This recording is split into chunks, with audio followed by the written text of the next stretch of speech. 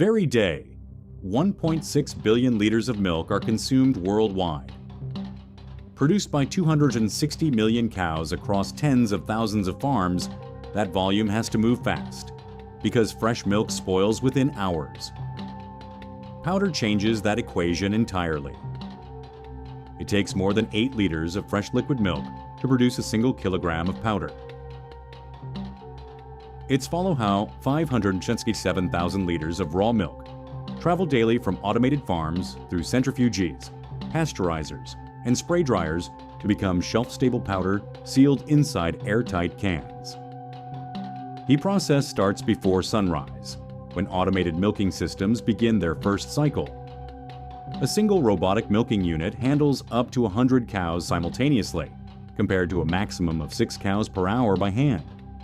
Each cow produces up to 38 liters of milk per day, consuming 45 kilos, 99 Bs of mixed feed, and up to 300 liters, 79 gallons, of water to do it. The milk exits at body temperature, around 37 degrees Celsius, 9 degrees Celsius, and is immediately chilled to 3 degrees Celsius, 37 degrees Celsius, in stainless steel holding tanks, where it waits for refrigerated tanker trucks to begin the journey to the processing plant. The factory gate. No tanker unloads without laboratory clearance. Technicians test each load for fat content, protein percentage, somatic cell count, antibiotic residue, and bacterial load. Any load outside specification is rejected and returned. Loads that pass are pumped into one of the facility's giant silo tanks. At a standard large-scale plant, 12 silos rise several stories above the factory floor, each holding up to 233,000 liters, combined capacity of 2.8 million liters. The silos maintain the 3 degrees Celsius holding standard and are linked by automated valve systems that route milk to the next stage without human contact with the product. From the silos, raw whole milk moves to a centrifugal separator. Inside the machine, conical discs spin at 7,000 rotations per minute, generating centrifugal forces that push the denser skim fraction outward, while cream migrates toward the center. The separator processes more than 22,000 liters per hour. The output is 2 streams: cream, diverted to butter or cream powder lines, and skim milk, which continues as the base for standard powdered milk production. Pasteurization follows separation, and the temperature window is narrow, 72 degrees, 162 degrees, held for no less than 15 seconds. That combination eliminates 99.9% of pathogenic bacteria, including Salmonella, Listeria, and E. coli, while preserving the milk's protein structure and flavor compounds.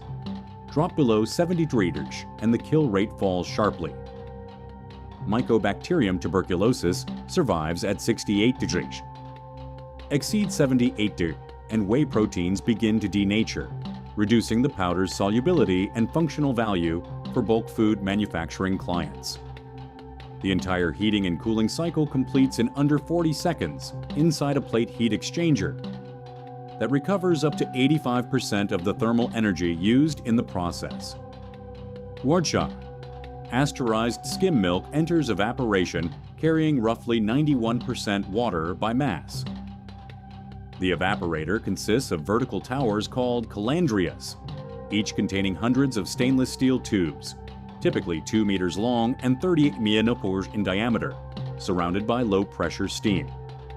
Milk flows down through the tubes, surrounding steam at approximately 70 chatsubers, 158 gauges. Under partial vacuum causes the water to boil at a lower temperature, protecting heat-sensitive proteins and lactose from browning or denaturing. A modern multi-effect evaporator runs 3 to 5 calandrias in series, each reusing steam generated by the previous one via a mechanical vapor recompressor, reducing total thermal consumption by 70% compared to a single effect system. By the time milk exits the final calandria, water content has dropped from 91% to roughly 50%, producing a viscous concentrate with a density near 1,090 kilograms per cubic meter. The concentrate is cooled to below 10 degrees Celsius to prevent premature lactose crystallization before the next stage. The spray dryer is the largest single piece of equipment in the plant. The drying chamber alone stands 20 to 25 meters tall, roughly the height of an 8-story building, and measures 10 to 12 meters in diameter at the base. The technology dates to 1872, when U.S. inventor Samuel Percy received the first patent for spray drying as a food dehydration method. The fundamental principle has not changed in 150 years. Atomize a liquid into fine droplets, expose them to a hot air stream, and the water evaporates before the solid particles reach the chamber wall. A single industrial spray dryer today processes 15,000 to 20,000 liters of concentrate per hour, producing 2,000 to 3,000 kiloliter of finished powder in the same period, up to 72 metric tons from a single machine in a single day. The concentrated milk is forced through an atomizer at the top of the spray dryer. Rotary disc atomizers spin at 10,000 to 30,000 RPM. High-pressure nozzle atomizers force liquid through orifices at 100 to 300 bar, 450 to 4,350 psi. Both produce droplets between 50 and 200 micrometers in diameter, roughly the width of 2 human hairs side by side. Inlet air temperature sits between 160 degrees Celsius and 220 Celsius, 320 degrees Schweinem to 428 degrees. Yet the droplets themselves never exceed 70 to 80 degrees Celsius during drying, because rapid water evaporation absorbs the thermal energy. Residence time inside the chamber is 15 to 30 seconds, during which each droplet loses 95 to 98% of its remaining moisture, collapsing into a hollow sphere approximately 100 micrometers across. The powder falls to the conical base, where a fluid bed of cool, dry air at 20 to 30 degrees C, 68 to 86 degrees, removes the last fraction of surface moisture. Final moisture content, no more than 2.5% by mass per Codex Alimentarius standard, AIM-5. 2.0% maximum for infant formula grades. Outlet air passes through a cyclone separator and bag filter, capturing particles down to 1 micrometer, recovering product and preventing emissions simultaneously. Global output: approximately 8.5 million metric tons of all categories of milk powder per year, with the United States alone drawing on dairy output from 9 million cows across 60,000 farms. A-tier activity, not total moisture, determines microbiological stability. The target for whole milk powder is AW below 0.20. At AW 0.20, no known mold, yeast, or bacterium can reproduce. At AW 0.30, mold growth becomes possible within weeks. At AW 0.60, Staphylococcus aureus can establish colonies. Measurement uses a chilled mirror dew point or capacitance sensor, accurate to plus 0.03 AW units, taken on every batch before packaging. Batches exceeding 0.20 return to the fluid bed dryer, provided they have not been exposed to ambient air for more than 15 minutes, the contamination window specified in most plant SOPs. The economics are significant. A single batch represents $20,000 to 30,000 kilos of product. At the 2024 global benchmark of roughly 3.20 USD per key on the Chicago Mercantile Exchange, one out-of-specification batch represents a direct loss of $64,000 to 96,000 USD, before accounting for the 8+ liters of raw milk consumed per kilogram of powder. Jasker finished powder moves by pneumatic conveying, suspended in nitrogen gas to prevent oxidation, from the dryers to the packaging hall. Whole milk powder contains 26% to 40% fat by dry weight.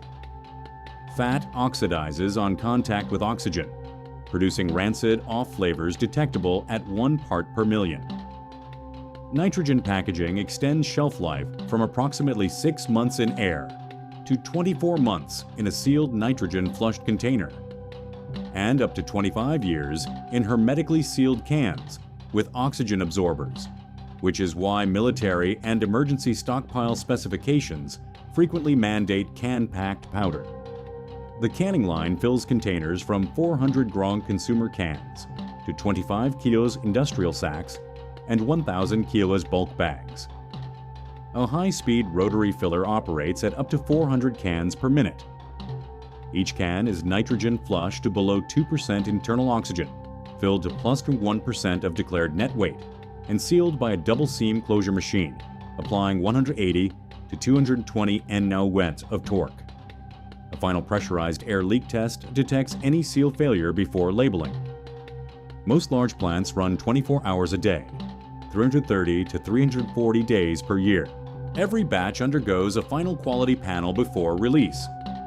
Moisture and water activity, fat content by Gerber or Ruse-Gottlieb method, protein by Kildall nitrogen analysis, scorched particle content graded against ADPI standard discs, and microbiological screening for total plate count, coliforms, salmonella, and listeria by PCR.